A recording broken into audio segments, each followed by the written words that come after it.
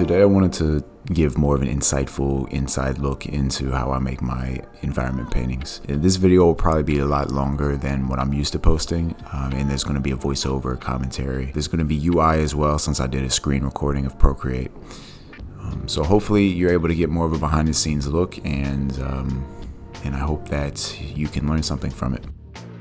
So let me know if y'all like this video style. If it's something that you want to see more of in the future, I'd be happy to make more of these. And yeah, let's get into it.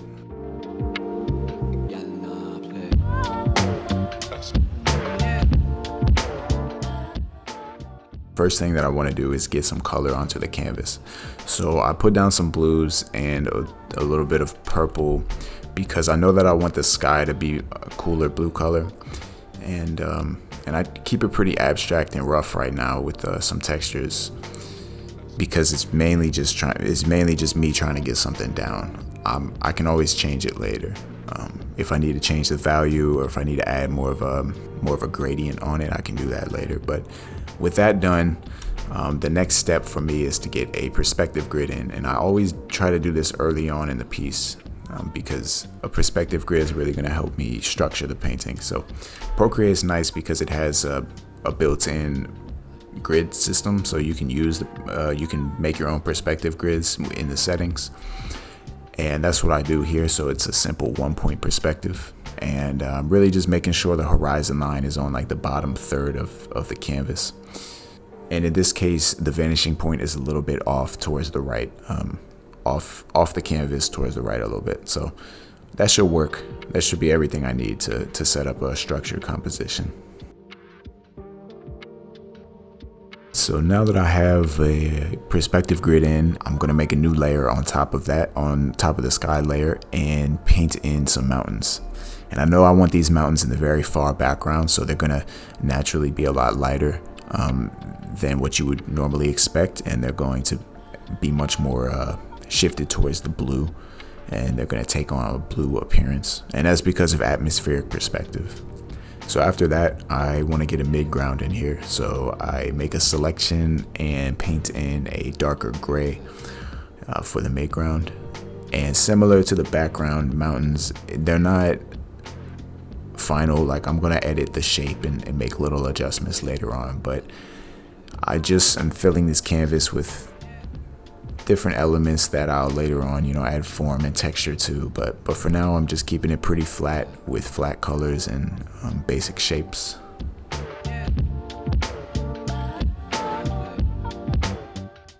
So with these two in, we got the mid-ground and the background. I turn the perspective grid opacity down a little bit so I can see more of what's going on. And I make a new layer, and now I want to get in the foreground.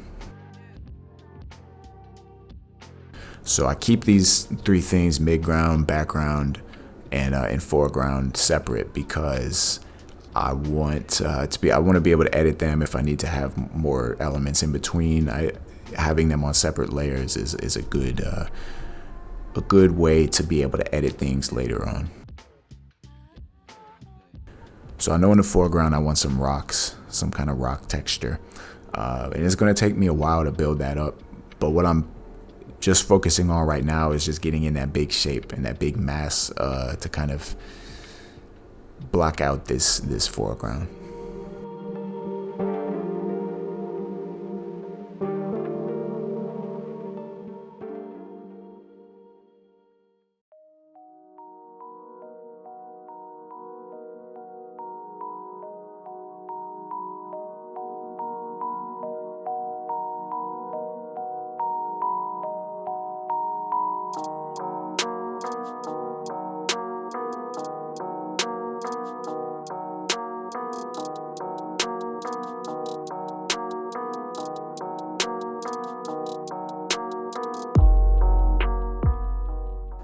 So after working on the foreground for a little bit, I think it's time to move on to, and I move on to the mid-ground to just get some textures in there. I like to build things up together. So like I'll work on the foreground a little bit, and then I'll go to the mid-ground and add some texture to that. And that's a way for me to kind of take my mind off of one particular thing. So the foreground I was kind of maybe having a little bit of trouble with, or maybe I was just, getting tired of looking at that one particular thing. So I go to the midground and add some texture there, and that way everything kind of comes up together, and I can see how things are progressing along.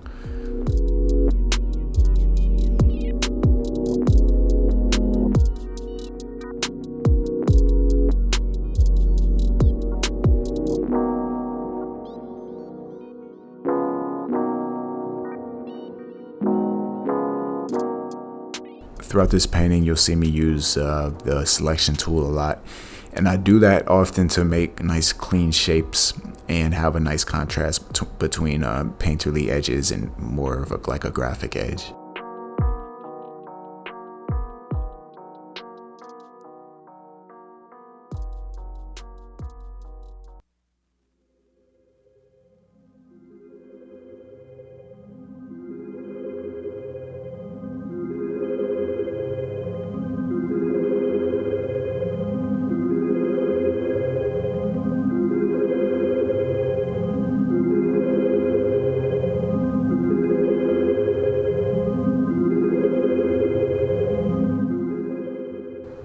So here you can see that I'm going to the background mountains and defining more of the shape. I started off with just these kind of rough paint strokes for the shape, and here I'm going in with the selection tool and refining that a little bit more.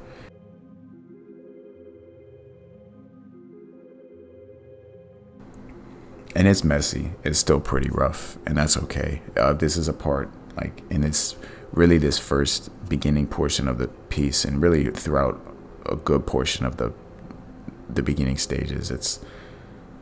It's about getting through that messy stage sometimes, and about getting through that period where everything feels a little rough and looks maybe a little messy, and that can be difficult, but I've learned to kind of stick with it and try to see it through, because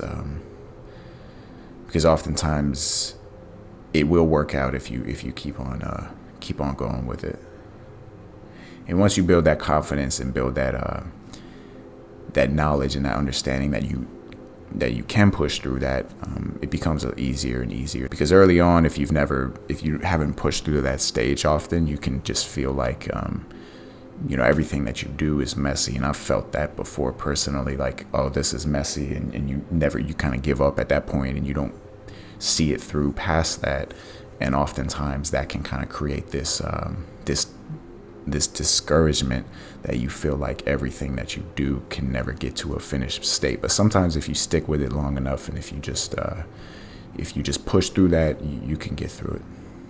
And sometimes it works out, and sometimes it doesn't. Sometimes it's just not working out, and sometimes I realize that, and I make some changes, or I try something else out, or try to make some adjustments.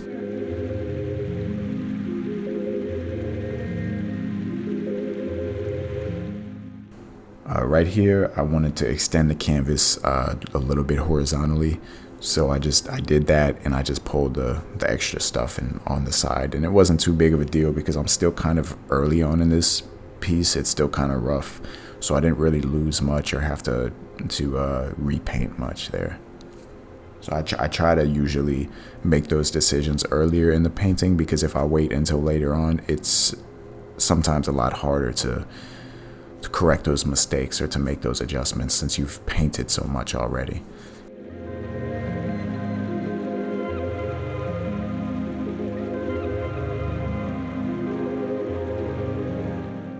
So here I'm starting to add some more color variety and form to these mid-ground mountain shapes. I'm using the round brush, and I'm using the selection tool, and I'm playing with opacity to create this form. And that's really, I don't do much more than that. A lot of it is the selection tool, like I mentioned, and a lot of it is also the round brush. But I find that those two tools can give me a lot of what I'm looking for.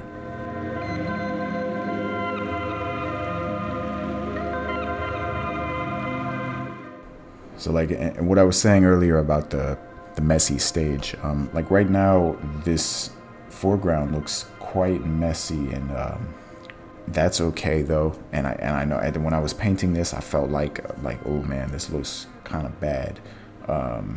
It's not really going where I wanted it to, but I just stuck with it and kept adding to it and kept trying to, pull myself back, kind of zoom out of the whole picture, and then just kind of structure it and make sure to simplify things. And I feel like that's what in this piece got me to eventually kind of figuring things out is to simplify things and to simplify shapes.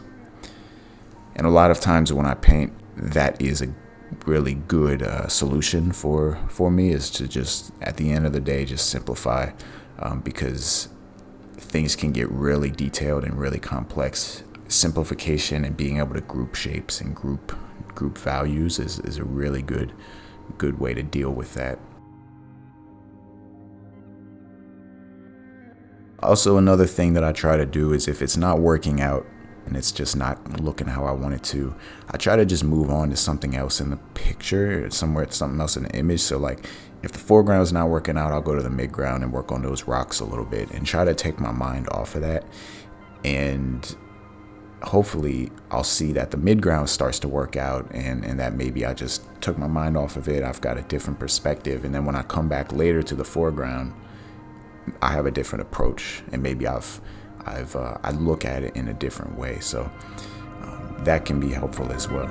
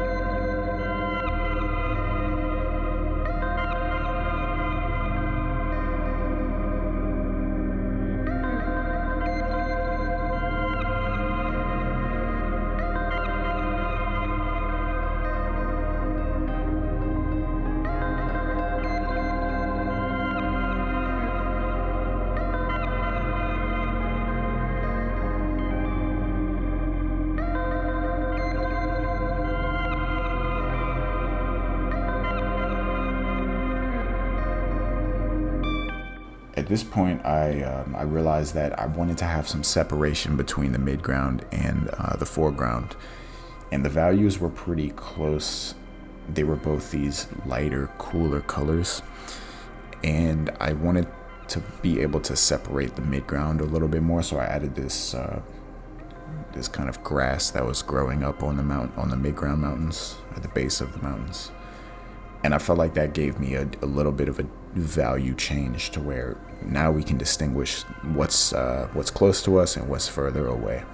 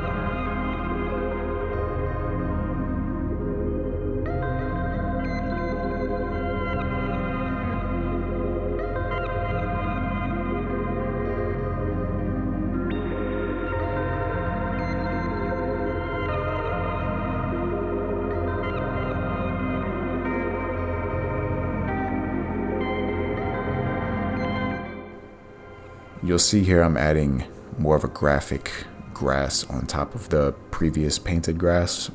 Before I used a rake brush and just a painterly brush, but now I'm going on top of that with a nice graphic kind of shapy feel for the grass, and I like that contrast between the graphic shape and then the kind of painterly approach underneath, and that's something that I do sometimes.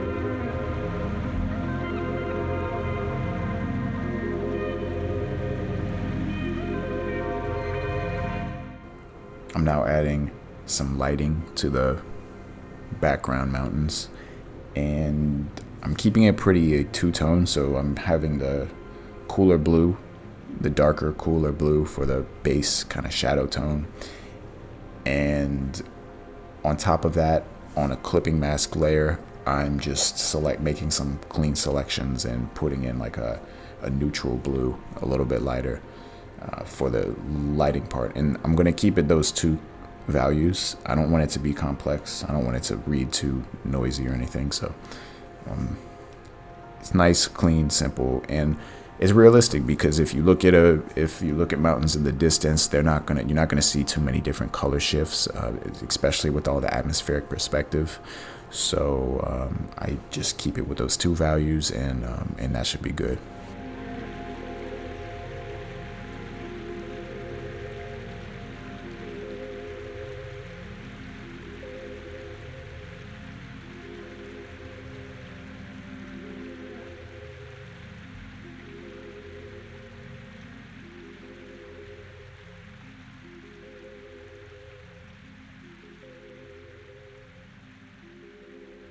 And so after that, I decided to add some clouds. I felt like the sky was kind of empty, and some clouds could be nice there.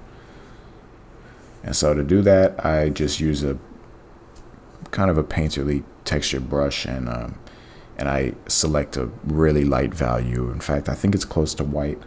And I just paint the clouds in, nothing too detailed or too textured here. I just try to get the general shape that I'm going for. Later on, I'm going to add a soft shadow underneath, but for now, I just want those shapes in there, and you'll see me adjust them to fit the perspective.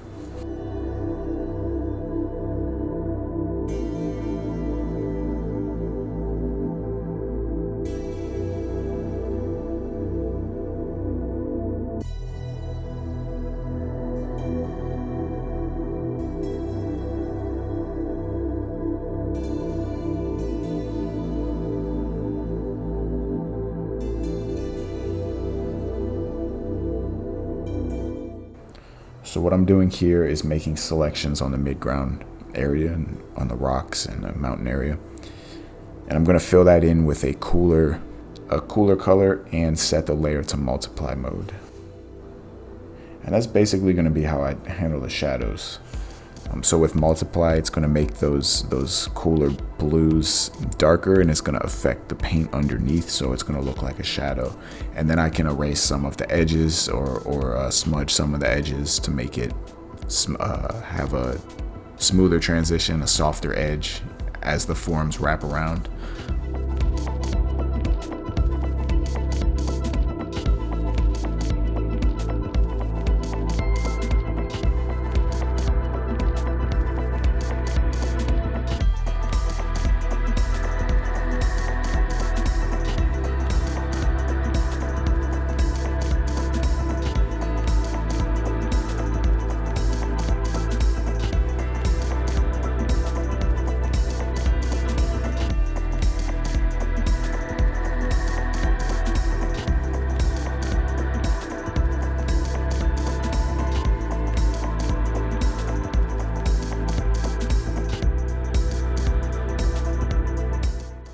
So similar to how I handled the shadows earlier, I'm now going to create a new layer on top of everything and set it to overlay mode. And this is going to act kind of similar to how multiply acts, except in the opposite. So if I put down a yellow color, it's going to make it a brighter, more saturated yellow, but it's going to affect the paint below it, so we're still going to be able to see what I painted below. So I set it to overlay and I select a warmer color, in this case like a very warm kind of white color, and I paint a little bit of that light in with a soft airbrush, just along the portions where I want to kind of have a glow from the sunlight. Now this can get out of hand pretty quickly. It's not something that I would do too much. I try to be very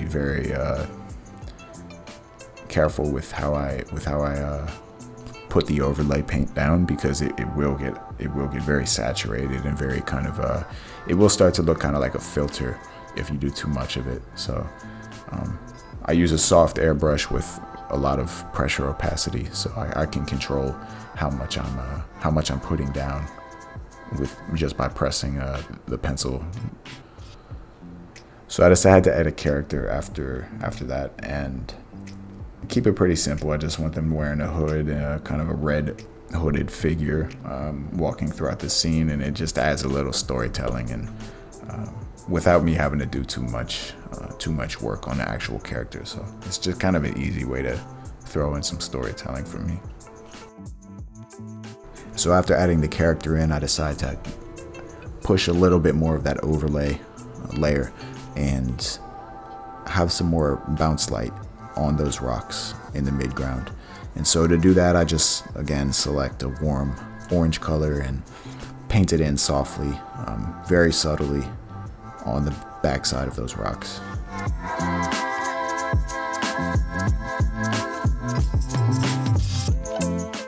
And here I am creating a new layer on top of the midground mountain layer, which would be layer 3.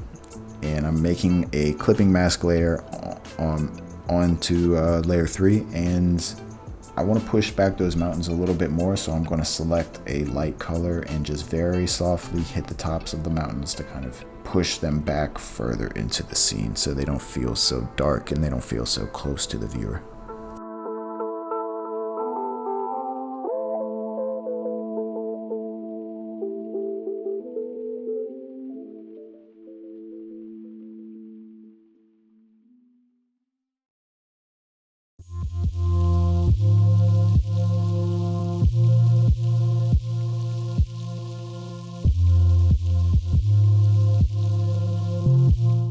I'm adding in birds now, just a couple birds with just simple bird shapes, but it kind of adds some motion and some life to the scene as well as the character does.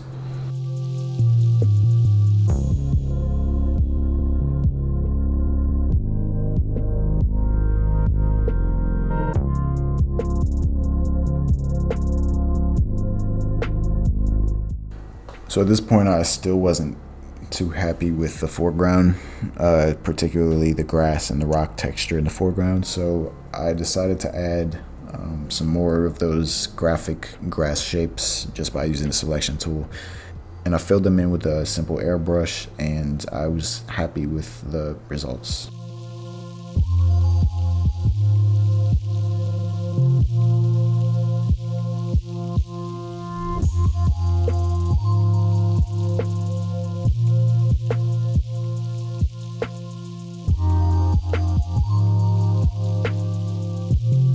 In this later stage of the painting, everything's there. The composition is good and all that, so I'm really just refining little details and fixing things that maybe bother me. Everything is pretty much small changes, so I'm not moving mountains or making major changes to form or the major shapes or anything. It's mainly just smaller details that I think need to be refined a little bit more.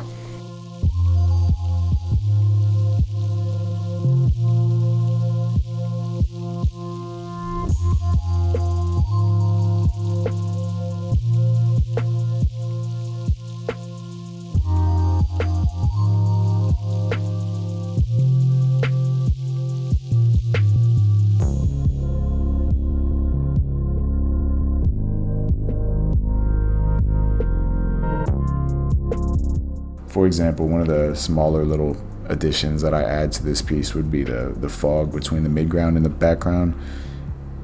And that's just to separate the midground and background more and to create more depth and distance between the two layers.